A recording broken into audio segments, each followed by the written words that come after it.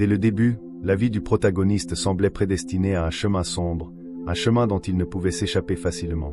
Il est né dans un environnement marqué par des pratiques occultes et a grandi sous l'influence de rituels que la plupart des gens ne pourraient jamais imaginer. Dès son plus jeune âge, il assistait à des cérémonies de sorcellerie et de magie noire qui faisaient partie du quotidien de sa famille et de la communauté où il vivait. Alors que les autres enfants jouaient et vivaient dans l'innocence, son enfance était marquée par des rituels exaltant les ténèbres. Il ne connaissait aucune autre réalité et, pour cette raison, il a été façonné à croire que le mal était une force naturelle et incontestable. L'isolement dans lequel il a grandi a également contribué à ce qu'il accepte cette vie comme la seule vérité. Entouré de personnes croyant profondément aux rituels sataniques, il a appris à voir la lumière comme quelque chose à éviter, une force faible et sans valeur. Ce qui lui semblait normal était en réalité une prison spirituelle, où les forces des ténèbres dictaient les règles. Durant ses premières années, il n'a pas seulement observé, mais aussi participé à des rituels impliquant des sacrifices et des invocations, des pratiques qui, dans son esprit, faisaient simplement partie d'un univers plus profond et plus puissant. La croyance en la force des ténèbres était le fondement de sa vie, et il croyait être destiné à occuper une place importante dans ce monde obscur. Avec le temps, il a commencé à maîtriser les rituels, les sorts et les pratiques qui l'entouraient. À chaque nouveau rituel, il se sentait plus puissant, comme s'il se connectait à une force qui transcendait la compréhension humaine. Il savait que le chemin qu'il suivait n'était pas accepté par la plupart des gens, mais cela renforçait encore sa conviction qu'il était spécial, destiné à quelque chose de grand au sein de cet univers occulte.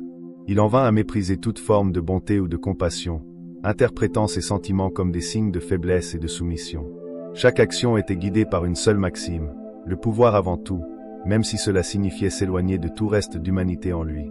L'influence des ténèbres sur lui était intense et constante, et cette obscurité façonnait non seulement ses actions, mais aussi ses émotions.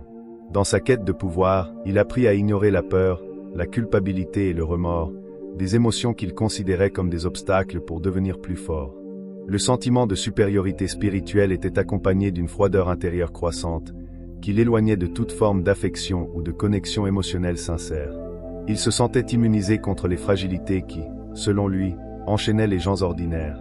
Peu à peu, il devint incapable de ressentir de l'empathie, voyant les autres uniquement comme des outils pour renforcer son propre pouvoir.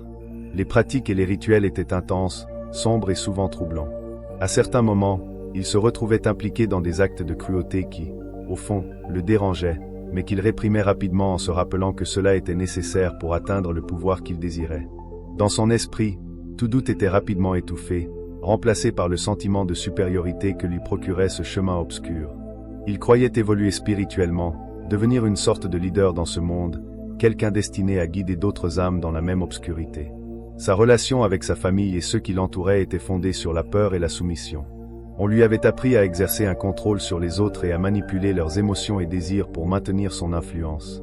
Cette manipulation émotionnelle était une extension de son pouvoir, et il la pratiquait fréquemment. La vie qu'il connaissait ne permettait aucun lien d'affection ou de compassion. Il voyait les gens comme des pions sur un échiquier, destinés à être utilisés et jetés au besoin pour ses propres intérêts. Ce cycle d'abus et de manipulation créait un isolement encore plus grand dans sa vie, et il s'enfonçait de plus en plus dans les ténèbres qu'il croyait être son destin. Bien que, par moments, il ressent un vide, sa soif de pouvoir comblait toute ombre d'insatisfaction. Il se disait libre de toute limitation, mais en réalité, il était prisonnier des forces qu'il croyait maîtriser.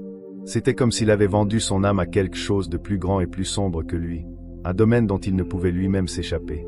À ce stade, il croyait être totalement livré aux ténèbres, et sa vie était guidée par une fausse sensation de liberté et de contrôle.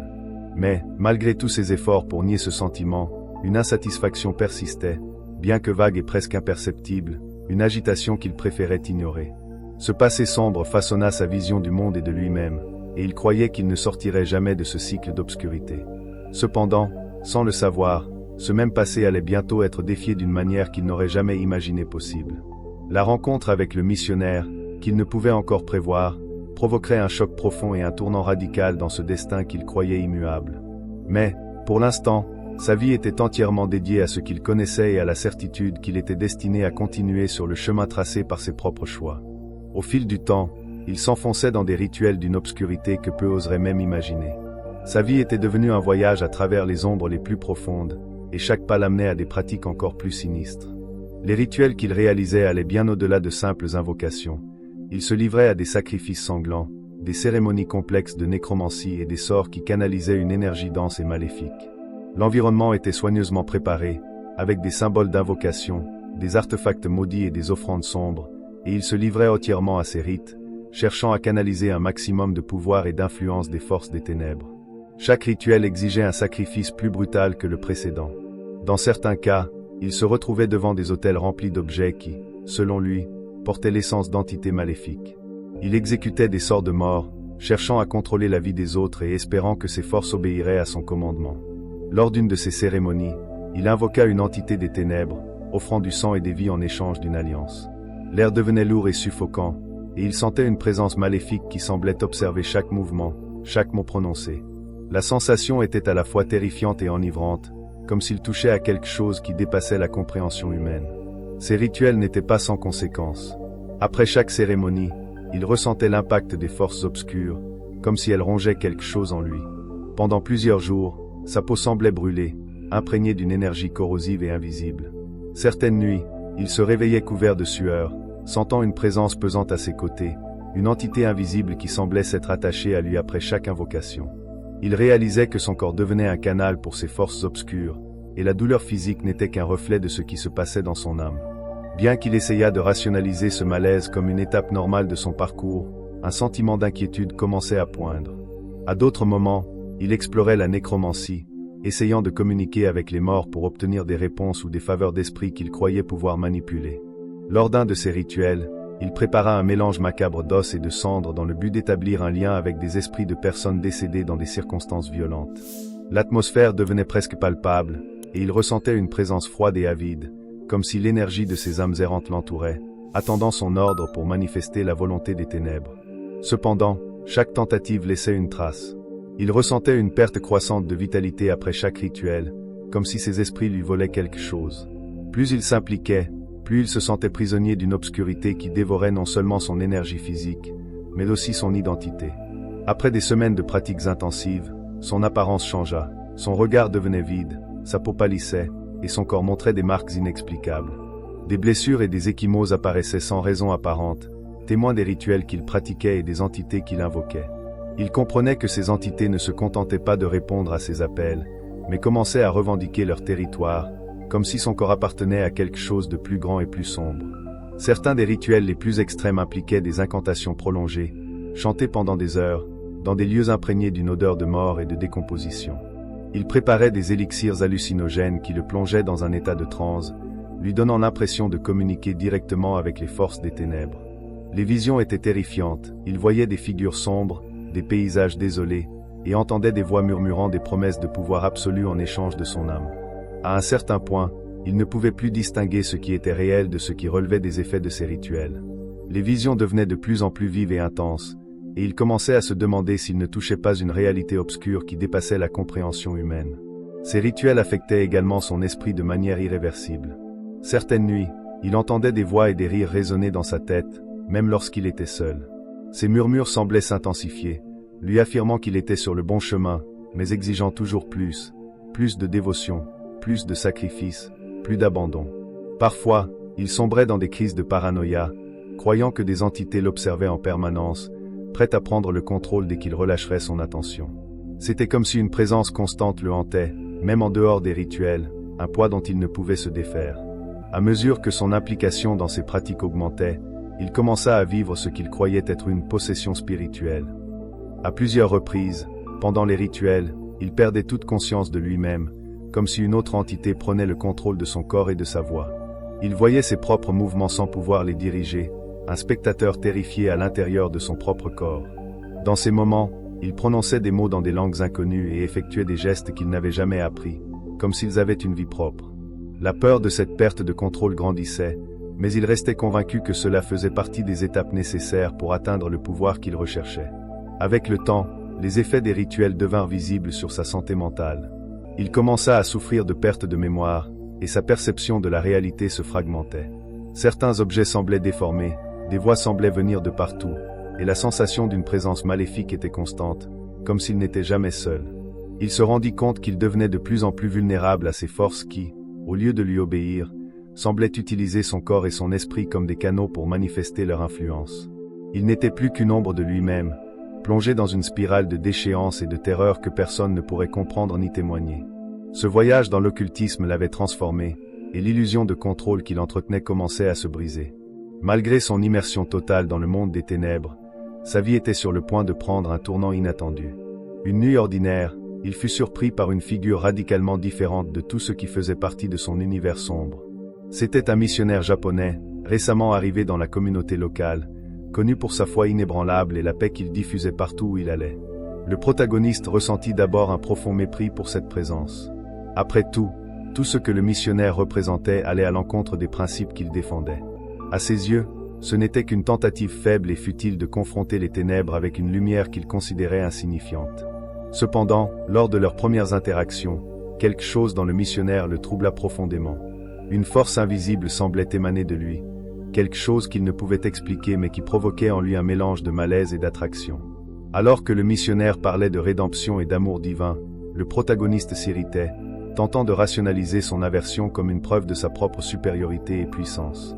Mais au fond de lui, il savait qu'il y avait quelque chose de différent. Les paroles du missionnaire semblaient briser une barrière invisible, atteignant une partie de sa conscience qu'il avait enterrée depuis longtemps. Il tenta de les ignorer, mais ces mots continuaient de résonner en lui, comme un murmure impossible à faire taire. Lors d'une de ces rencontres, le missionnaire le confronta directement, le regardant dans les yeux avec une intensité qui semblait percer son âme. Avec une voix sereine mais ferme, il lui affirma qu'il connaissait les pratiques auxquelles il s'adonnait et qu'il croyait néanmoins que personne n'était hors de portée de la rédemption. Ces paroles eurent un impact profond. Pour la première fois, il ressentit quelque chose qui n'était ni de la peur ni de la haine, mais une vulnérabilité inattendue. Comment quelqu'un de si fragile et pacifique pouvait-il l'intimider, lui, un adepte des ténèbres? Cette question le hanta pendant des jours, jusqu'à ce qu'il décide de confronter le missionnaire de manière plus directe. Déterminé à prouver la supériorité de son pouvoir, il se prépara à un affrontement spirituel. Une nuit silencieuse, alors que le missionnaire priait dans une petite chapelle improvisée, il entra et tenta d'invoquer une présence maléfique pour démontrer sa force. Son intention était d'effrayer le missionnaire, de lui prouver que ses pratiques occultes étaient imbattables et que la lumière qu'il prêchait était insuffisante pour le protéger. Mais quelque chose d'inattendu se produisit. Alors qu'il récitait les mots de l'invocation, il ressentit une résistance qu'il n'avait jamais connue. C'était comme si une barrière invisible se formait, bloquant sa connexion avec le monde spirituel. Le missionnaire restait en prière, irradiant une sensation de calme et de sécurité qui emplissait l'espace. Plus le protagoniste tentait d'invoquer les forces des ténèbres, plus il sentait son propre pouvoir faiblir. C'était comme si son énergie était drainée, le rendant vulnérable et exposé. Pour la première fois, il ressentit le poids de son impuissance. Les forces qu'il contrôlait autrefois, toujours prêtes à répondre à son appel, semblaient s'être dissipées. Il persista, mais la barrière spirituelle restait infranchissable, et il ressentit une terreur inconnue. Cette expérience le bouleversa, et il quitta les lieux sans comprendre ce qui venait de se passer. À partir de ce jour, quelque chose commença à changer en lui. Bien qu'il conservât une façade d'arrogance, un doute persistant s'était installé au fond de lui. Les paroles du missionnaire, l'atmosphère paisible et l'échec de son invocation le troublaient profondément. Chaque tentative de retour à ses pratiques occultes était accompagnée d'un sentiment d'inconfort, étrangement, de peur. Pour la première fois, il se sentait fragilisé face aux forces qui auparavant le rendaient invincible. C'était comme si la présence de cet homme avait laissé une empreinte invisible sur son esprit, quelque chose qu'il ne pouvait ignorer. La tension entre eux augmenta au fil des jours. Le missionnaire semblait déterminé à se rapprocher, offrant son aide avec calme et fermeté, sans jugement, comme s'il savait que le protagoniste luttait contre lui-même dans une bataille invisible. Lors d'une autre rencontre, le missionnaire le défia de regarder en lui-même et de se demander ce qu'il cherchait réellement au milieu des ténèbres.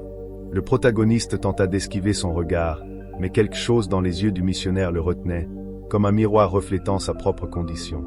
Pour la première fois, il ressentit de la honte, non pour ce qu'il avait fait, mais pour ce qu'il était devenu. Ce sentiment était insupportable, et il essaya de l'étouffer, mais les paroles du missionnaire continuaient de résonner en lui. Une nuit où il se sentait particulièrement troublé, il décida de confronter directement ses émotions. Il s'enferma dans son lieu de rituel et tenta à nouveau d'invoquer les forces des ténèbres, dans une tentative désespérée de récupérer le contrôle qu'il croyait avoir perdu. Cependant, dès qu'il commença à réciter les mots, une vision troublante apparut. Au lieu de la réponse attendue des entités sombres, il vit dans son esprit la silhouette du missionnaire, entourée d'une lumière intense et impénétrable. La vision était si vive qu'il essaya de la chasser, mais en vain. L'image restait, une présence défiant toutes ses tentatives de contrôle. Cette expérience le bouleversa profondément. Il commença à réaliser que quelque chose en lui changeait, malgré ses résistances. Les pratiques qui auparavant lui donnaient une sensation de pouvoir semblaient désormais dénuées de sens et vides. Il ressentait une déconnexion, comme si les forces des ténèbres qu'il commandait autrefois s'éloignaient, refusant de répondre à ses invocations. Chaque tentative de rituel était accompagnée d'un sentiment croissant de répulsion, comme si une nouvelle force empêchait sa progression. Pour la première fois, il commença à douter du chemin qu'il avait choisi. Désespéré, il chercha une dernière fois le missionnaire, cette fois sans intention de confrontation, mais en quête de réponse. Il lui demanda comment quelqu'un de si fragile pouvait posséder une force aussi intense et inébranlable. Le missionnaire sourit et répondit que cette force ne venait pas de lui, mais de quelque chose de bien plus grand. Dans le silence qui suivit, le protagoniste ressentit une émotion qu'il n'avait pas connue depuis longtemps, la paix. Une paix étrange, qui semblait envahir chaque recoin de son être, comme si une barrière intérieure venait de se briser. Cette rencontre marqua un tournant décisif. Après cet échange définitif, une bataille intense commença à se dérouler en lui, une lutte entre l'ancien et le nouveau, entre les ténèbres qu'il connaissait et la lumière qui semblait pénétrer chaque partie de son âme. Cette bataille n'était pas seulement mentale, c'était un véritable affrontement spirituel, où il ressentait les forces des ténèbres lutter pour maintenir leur emprise sur lui, tandis qu'une nouvelle présence, légère mais puissante, émergeait en lui, affrontant chaque ombre qu'il avait emprisonnée jusque-là. Le poids de cette guerre spirituelle était presque insoutenable. Chaque jour devenait une lutte pour préserver sa santé mentale. À certains moments, les visions qui le hantaient autrefois semblaient revenir. Des silhouettes sombres et des murmures se multipliaient, essayant de le ramener dans les ténèbres. Les entités avec lesquelles il avait travaillé tentaient de reprendre le contrôle, et il sentait leur présence autour de lui, comme si elles l'observaient, attendant un moment de faiblesse pour s'emparer de lui. La pression psychologique était intense, il entendait des voix qui lui rappelaient ses anciennes pratiques, essayant de le convaincre que son âme appartenait déjà à l'obscurité et qu'il ne pouvait s'échapper. D'un autre côté, une nouvelle voix intérieure commença à émerger, fragile au début, mais de plus en plus présente et constante. Il sentait qu'une partie de lui-même réclamait la rédemption, une chance d'abandonner ce cycle de ténèbres. Les paroles du missionnaire continuaient de résonner dans son esprit, servant de phare au milieu de la tempête. À plusieurs reprises, il ressentit l'élan de se rendre complètement à cette nouvelle présence, mais la peur et la culpabilité qu'il portait l'en empêchaient. Il croyait qu'il n'était pas digne de rédemption et que, pour tout ce qu'il avait fait, il ne pourrait jamais échapper aux conséquences de ses actes. La bataille spirituelle ne se limitait pas à son intérieur, elle commença à affecter son environnement. Il rapporta ressentir une tension constante dans sa maison, comme si l'atmosphère était chargée d'une énergie conflictuelle. Des objets bougeaient, des portes claquaient, et des ombres semblaient apparaître dans les coins de son champ de vision. Une nuit, alors qu'il tentait de s'endormir, il fut brusquement réveillé par une sensation d'étouffement, comme si une force invisible l'écrasait, essayant de lui ôter l'air de ses poumons. Il lutta pour respirer et, dans son désespoir, il murmura les mots d'une prière que le missionnaire lui avait enseignée. À sa grande surprise, lorsqu'il eut terminé, la pression disparut, et il se sentit enveloppé d'un calme indescriptible. Ces expériences l'obligèrent à reconnaître que le pouvoir qui combattait les ténèbres ne venait pas de lui, mais d'une force qui transcendait toute magie ou rituel.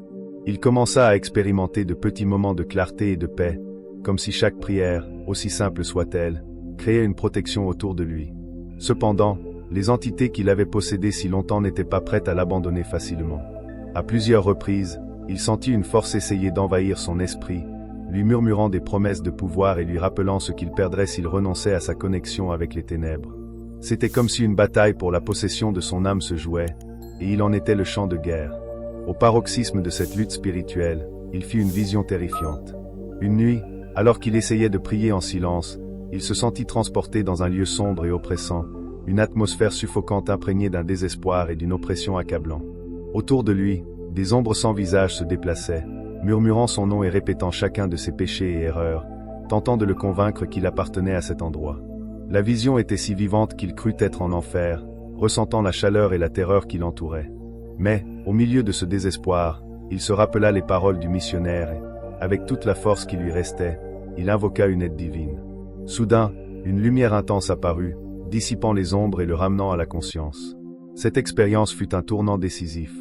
Il comprit qu'il n'était pas seul dans cette lutte et qu'une force supérieure était à ses côtés, une force qui répondait à ses prières et lui donnait le courage de continuer. Dès ce moment, il décida de s'engager plus profondément dans la recherche de la lumière.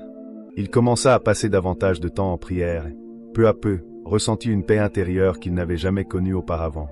Les effets des ténèbres étaient encore présents. Il faisait des cauchemars et des visions sombres le hantaient, mais il savait désormais qu'il existait un moyen de combattre ces attaques. Il trouva dans la prière une sorte de bouclier, quelque chose qui le protégeait des assauts qu'il aurait autrefois anéantis.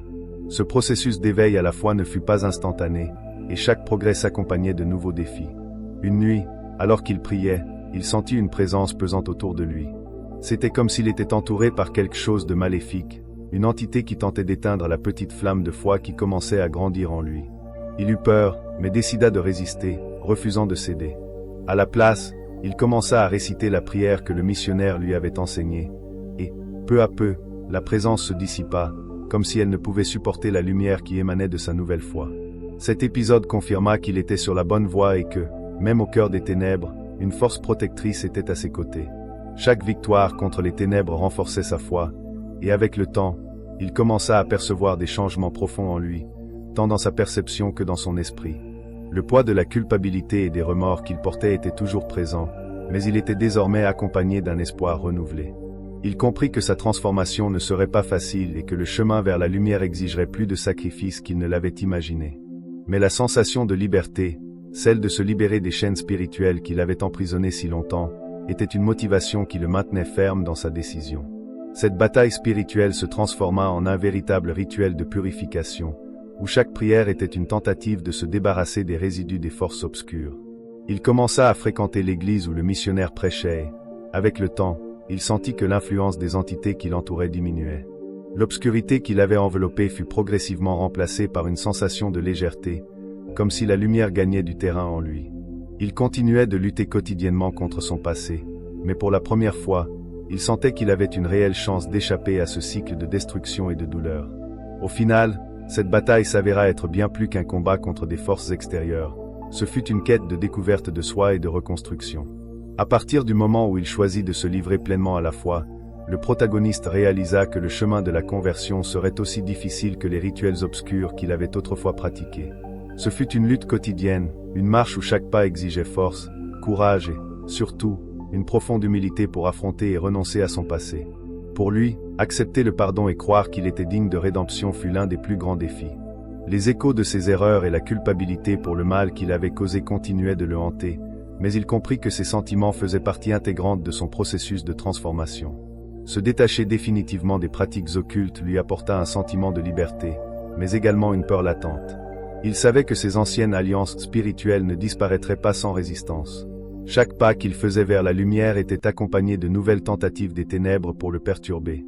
Des cauchemars, des visions d'entités et des murmures des voix qu'il avait influencées auparavant surgissaient encore occasionnellement, comme des rappels des pactes qu'il avait conclus. Cependant, la puissance de la foi qu'il expérimentait désormais se révélait plus forte que toutes les invocations ou rituels qu'il avait connus auparavant. Avec le soutien du missionnaire, il commença à comprendre que le processus de conversion exigeait une purification complète de son esprit, de son corps et de son âme. La prière devint une pratique constante, un rituel de purification spirituelle qui l'aidait à repousser l'obscurité qui cherchait encore à le dominer. Il commença à fréquenter régulièrement l'église et à participer à des séances de conseil et d'accompagnement spirituel, où chaque discussion l'aidait à affronter les couches les plus profondes de ses traumatismes et de ses ressentiments. Peu à peu, il remplaça le vide laissé par les ténèbres par une paix qu'il n'avait jamais connue auparavant. Cette paix, bien que subtile, lui donna une sensation de renaissance. L'un des aspects les plus difficiles de sa conversion fut d'apprendre à se pardonner. Pendant des années, il avait cultivé un mépris profond pour toute forme de compassion ou d'empathie, qu'il considérait comme des faiblesses.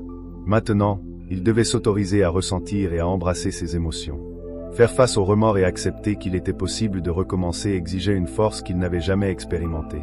À de nombreux moments, la honte le submergeait, et il se sentait indigne de la miséricorde qui lui était offerte. Le missionnaire, cependant, resta à ses côtés, lui rappelant constamment que la rédemption était un cadeau qu'il n'avait pas besoin de mériter, seulement d'accepter. À mesure qu'il avançait dans son chemin de rédemption, il commença à percevoir des transformations réelles en lui. Les sentiments de supériorité et de froideur émotionnelle furent progressivement remplacés par de l'empathie et de la gratitude. Il commença à trouver de la valeur dans des choses simples, comme la bonté et le respect des autres, des valeurs qu'il jugeait auparavant insignifiantes. Chaque geste de compassion qu'il recevait semblait guérir une petite partie de son esprit fragmenté. Cette guérison, toutefois, était lente et douloureuse, car il portait encore les cicatrices des choix qu'il avait faits et des pratiques qu'il avait adoptées. Mais en se voyant accepté et aimé, malgré tous ses anciens méfaits, il commença à croire, petit à petit, qu'une vie différente était possible. Pendant cette phase, il se consacra également à l'étude des Écritures pour mieux comprendre la foi qu'il embrassait désormais. Plus il lisait et réfléchissait aux enseignements de Jésus, plus il sentait que son âme était transformée. Il trouva dans les paroles sacrées un but qu'il n'avait jamais connu auparavant, une direction qui le poussa à remettre en question ses anciens principes et à remplacer le vide par un nouvel espoir. Pour lui, les Écritures devinrent un guide et un miroir, reflétant à la fois ses défauts et les possibilités d'un avenir différent. Cependant, abandonner totalement les pratiques des ténèbres exigeait bien plus qu'un simple éloignement physique. Il dut affronter les pactes qu'il avait conclus, faire face aux portails spirituels qu'il avait ouverts et renoncer formellement à tout ce qui le liait au monde occulte. Ce processus fut intensément émotionnel et spirituel, nécessitant une série de prières et de rituels de libération guidés par le missionnaire et d'autres leaders spirituels. À plusieurs reprises, il ressentit comme une force le tirant en arrière, comme si les ténèbres avaient encore une emprise partielle sur son âme. Ce fut une confrontation directe, et chaque prière pour rompre ces liens nécessitait un effort immense de foi et de résistance. Ces prières de libération firent ressurgir des visions et des souvenirs des rituels qu'il avait pratiqués, comme si chaque pacte brisé le forçait à revivre ce qu'il souhaitait oublier. Il se retrouva face à des symboles, des paroles et des moments de sa vie qu'il aurait préféré effacer, mais cette fois, avec l'aide de la foi, il affronta ses souvenirs sans s'y abandonner. À mesure que chaque lien spirituel était rompu, il ressentait une légèreté croissante, comme si une partie de son âme était restaurée, libérée des chaînes invisibles qui l'avaient emprisonné si longtemps. À la fin de chaque session de libération, il ressentait une paix profonde, mais aussi une fatigue physique et spirituelle. C'était comme si chaque prière drainait les résidus des ténèbres et remplissait l'espace vide avec la lumière divine.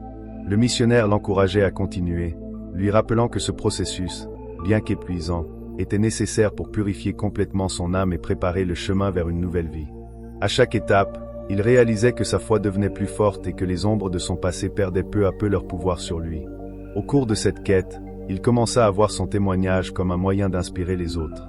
Avec l'aide du missionnaire, il décida de partager son histoire dans de petits groupes de soutien, où il racontait sa lutte entre les ténèbres et la lumière et comment la foi l'avait sauvé d'un destin de destruction. Au début, il lui fut difficile de s'ouvrir sur son passé, mais il réalisa vite que chaque témoignage était un pas de plus vers sa propre rédemption.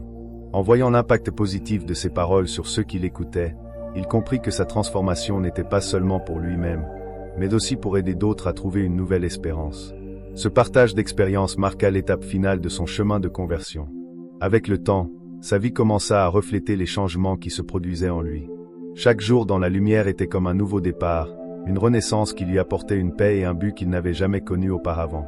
L'obscurité qui l'avait autrefois accompagné s'évanouissait enfin, et il commençait à vivre une routine libérée des chaînes spirituelles et émotionnelles qui l'avaient emprisonné pendant tant d'années. Désormais, ses journées étaient remplies d'une quête constante de bonté et d'un désir sincère d'aider ceux qui empruntaient des chemins similaires. Au réveil, il ressentait une paix qui semblait imprégner son être tout entier. Cette tranquillité était bien différente de l'inquiétude qui le hantait autrefois dans les premières heures du matin, lorsqu'il était plongé dans des rituels sombres, épuisé, vidé et entouré par un sentiment de vide. Maintenant, chaque matin annonçait la promesse d'un nouveau jour, un jour pour partager sa foi et offrir un peu de la lumière qu'il avait lui-même trouvée. Au lieu de symboles d'invocation, il commençait chaque journée par une prière simple, remerciant pour la nouvelle vie qui lui avait été donnée et demandant la force de continuer sur ce chemin. Sa transformation se reflétait également dans ses interactions avec les autres. Lui qui voyait auparavant les gens comme de simples outils de manipulation et de contrôle les considérait désormais avec compassion et empathie. Il s'efforçait d'aider et de soutenir ceux qui étaient perdus, tout comme lui l'avait été.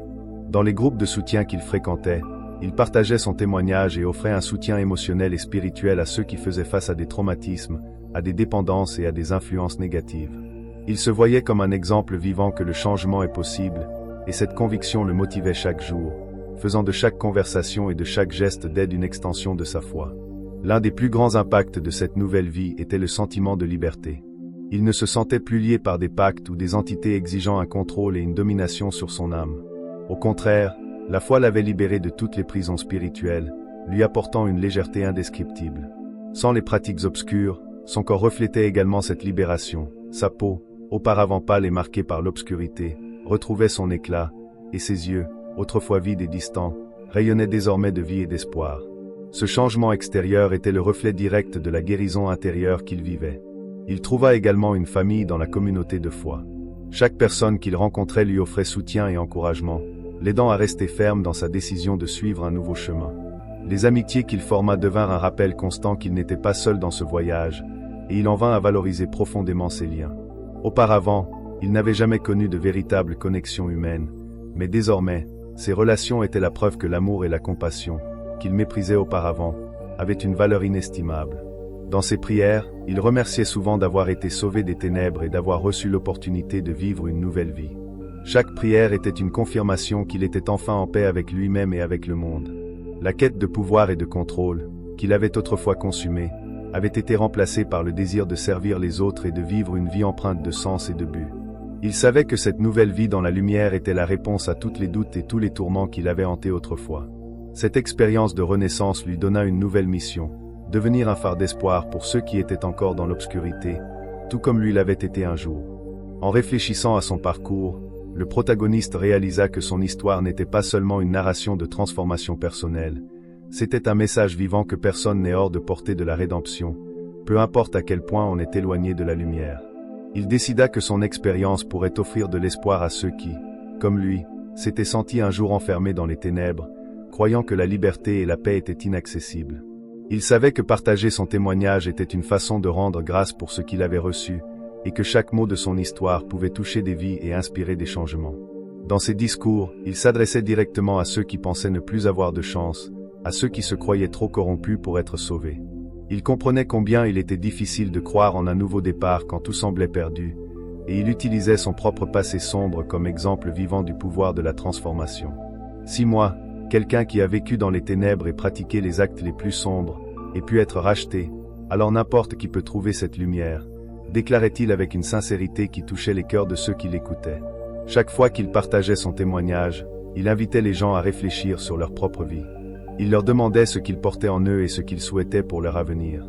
Il les encourageait à regarder en eux-mêmes, à affronter leurs peurs et leurs culpabilités, et à croire qu'il existe une issue à toute situation, aussi désespérée qu'elle puisse paraître. Il savait que beaucoup menaient des batailles internes, des conflits spirituels et des doutes qu'ils croyaient insurmontables. C'est à ces personnes qu'il s'adressait, les invitant à croire qu'il existe une force capable de vaincre toutes les ténèbres. Son message d'espoir était clair, personne n'a à vivre enchaîné au passé. Pour lui, la rédemption était comme une flamme qui pouvait s'allumer dans toute âme prête à la chercher, une lumière qui grandit avec chaque pas vers la foi et l'amour. Il expliquait que la transformation n'est pas facile et que le chemin peut être long, mais qu'il en vaut chaque effort. La paix qu'il ressentait désormais était une récompense indescriptible, un don qui surpassait toute sensation de pouvoir que les ténèbres lui avaient jadis procuré. Pour lui, cette paix était la véritable victoire, une conquête qu'il souhaitait que tous puissent expérimenter. En conclusion de chaque discours, il invitait ceux qui l'écoutaient à faire le premier pas vers la lumière, à chercher de l'aide et à croire que leur vie pouvait changer radicalement. Il savait que la décision devait venir de chacun, mais il comprenait aussi que son témoignage pouvait être l'étincelle qui insufflerait à beaucoup le courage de choisir un nouveau chemin. Il laissait un dernier message, court mais puissant, invitant l'auditeur à réfléchir à sa propre vie et à envisager la possibilité d'un changement réel, peu importe ce qu'il avait vécu. Peu importe jusqu'où vous êtes tombé, il y a toujours une chance de revenir. Je suis la preuve vivante que personne n'est hors de portée de la rédemption, déclarait-il, avec un calme qui traduisait sa sincérité. Il invitait les spectateurs à partager la vidéo avec ceux qui pouvaient être dans des situations de douleur et de désespoir, afin que son témoignage puisse atteindre encore plus de personnes et offrir un éclat d'espoir là où il semblait n'y avoir aucune issue.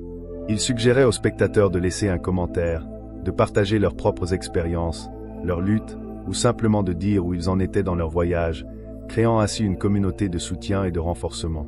Enfin, il lançait une invitation directe à s'abonner à la chaîne pour découvrir d'autres histoires de transformation et de dépassement. Il insistait sur le fait que chaque témoignage avait le pouvoir d'inspirer des changements et que, ensemble, ils pouvaient continuer à diffuser un message de lumière et d'espoir. Si mon histoire vous a touché, restez avec nous. Il y a tant d'autres histoires qui montrent le pouvoir de la transformation et qui peuvent aider à maintenir l'espoir vivant.